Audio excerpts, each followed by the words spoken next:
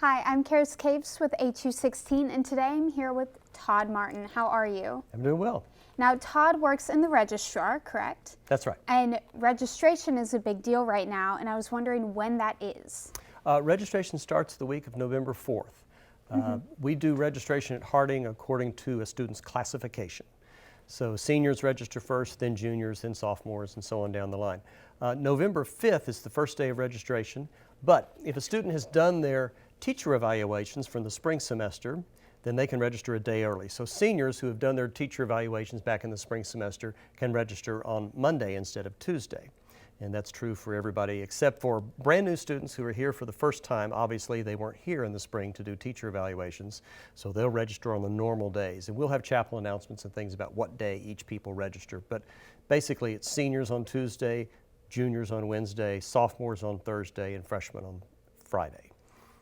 Okay, thank you. Now, I know a lot of students try to register for classes, but they have holds on their account. Could you explain why that happens? Okay, there's a number of things that might put a hold on a student's account, and putting a stop at registration is one way to get the student's attention and make sure that they take care of the task that's involved. Sometimes it's a business office hold. Sometimes it might be something from the registrar's office. Maybe you took a class in the summer and you've never sent us the transcript for that class. Well, we want you to get us that transcript so your advisor and your degree evaluation all have accurate information for planning your trip to graduation. And so there's lots of things that might do that. The way a student would check for a hold was they would go to the student record section of Pipeline and open that up, and there's a whole lot of links in there, and click on the View Holds link. And that'll tell you what holds are on your account.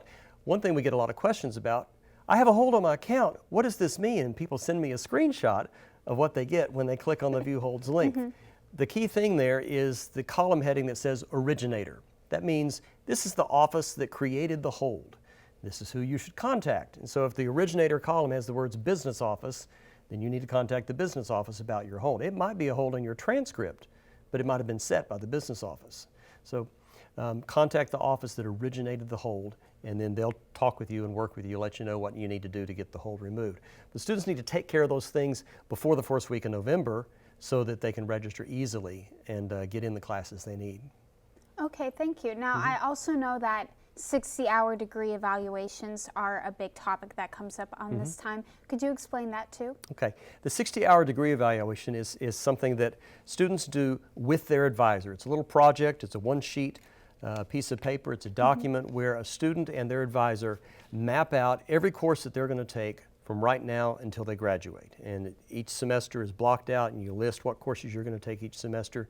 The advisor signs it, the student signs it, and then they bring it to the registrar's office. We file that, and we remove the hold, and then we put a code on the student's count saying that they've done the degree evaluation. What this does is maps out a plan to graduation. So every semester you know what you need to take, like next semester, and the semester after that, you know what to register for.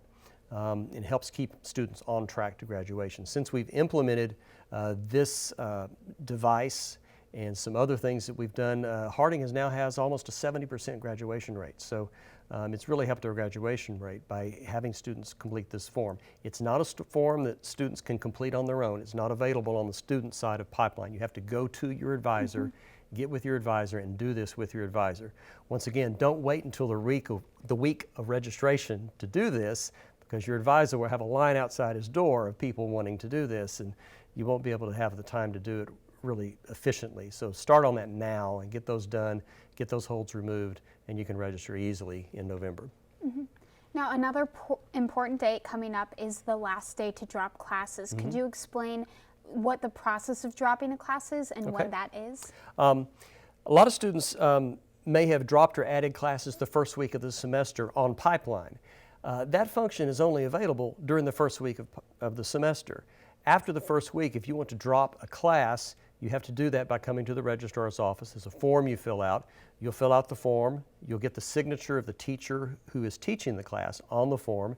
Then you'll go to the business office. There's a drop fee of $10 that you'll pay at the business office. Once all that's done, you bring the form back to the registrar's office and we'll drop you from the class.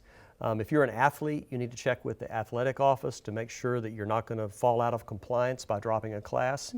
You may also want to check with the financial aid office to see if dropping this class will affect your financial aid either right now or in future semesters.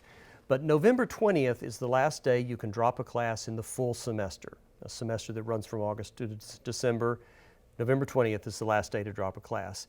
If you drop it before that day or on that day, you'll get a W on your transcript instead of a grade. And W has no effect on your GPA. One thing we're seeing right now this week is midterm grades came out last week.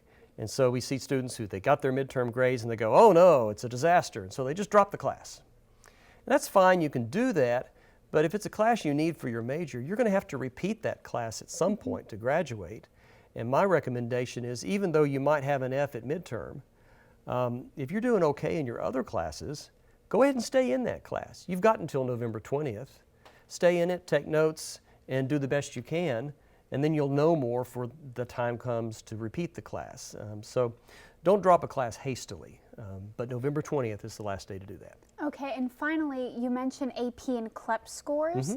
How does your office deal with that, and how can students give those to you? Okay, we post AP and CLEP scores when we receive them, and once we receive them, we assume you want those posted to your Harding transcript.